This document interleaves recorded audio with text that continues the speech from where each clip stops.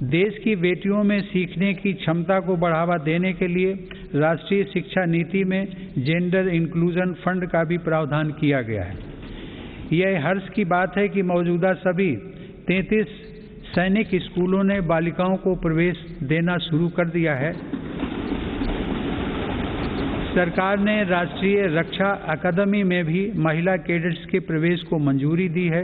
महिला कैडेट्स का पहला बैच एनडीए में जून 2022 में प्रवेश करेगा। मेरी सरकार के नीतिगत निर्णय और प्रोत्साहन से विभिन्न पुलिस बलों में महिला पुलिसकर्मियों की संख्या में 2014 के मुकाबले दोगुनी से ज़्यादा बढ़ोतरी हो चुकी है।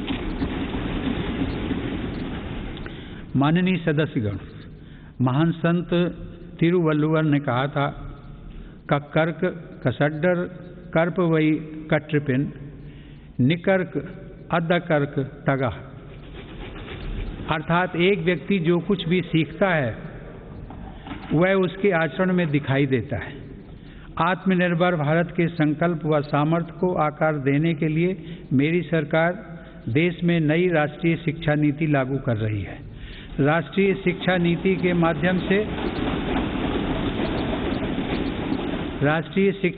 के माध्यम से स्थानीय भाषाओं को भी प्रोत्साहित किया जा रहा है। स्नातक पाठ्यक्रमों की महत्वपूर्ण प्रवेश परीक्षाएं भारतीय भाषाओं में भी संचालित करने पर जोर दिया जा रहा है। इस वर्ष 10 राज्यों के 19 इंजीनियरिंग कॉलेजों में 6 भारतीय भाषाओं में पढ़ाई शुरू हो रही है। स्किल इंडिया मिशन के तहत ITI, जन शिक्षण संस्थान और प्रधानमंत्री कौशल केंद्रों के जरिए पूरे देश में 2.25 करोड़ से अधिक युवाओं का कौशल विकास हुआ है। स्किल को उच्च शिक्षा के साथ जोड़ने के लिए UGC के नियमों में कई बदलाव भी किए गए हैं।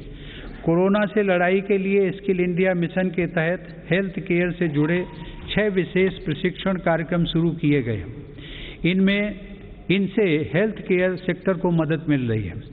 सरकार द्वारा जनजातीय युवाओं की शिक्षा के लिए हर आदिवासी बहुल ब्लॉक तथा एकलव्य आवासीय मॉडल स्कूल के विस्तार का काम किया जा रहा है।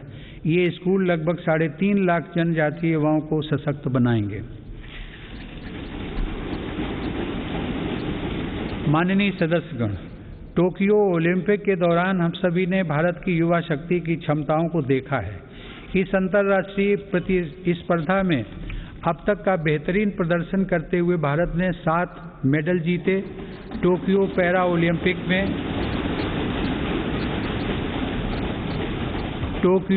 ओलंपिक में भी भारतीय पैरा एथलीटों ने 19 पदक जीतकर रिकॉर्ड कायम किया।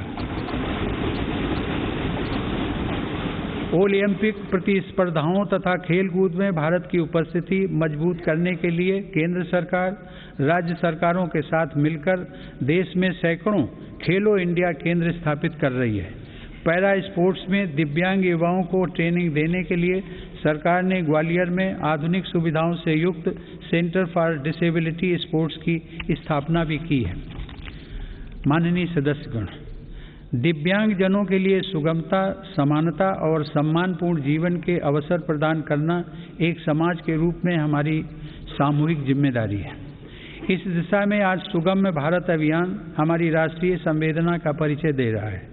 दिव्यांग जनों का जीवन बदलने के लिए देश में निःशुल्क सहायक उपकरणों से लेकर कॉकलियर इम्प्लांट सर्जरी जैसे प्रोग्राम चलाए जा रहे हैं।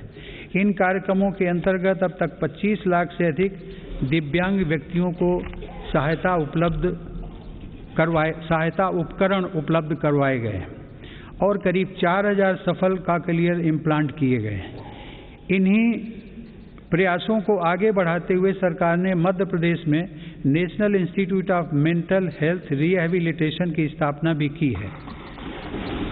दिव्यांग युवाओं के भविष्य के लिए 10,000 शब्दों की इंडियन साइन लैंग्वेज डिक्शनरी भी बनाई गई है।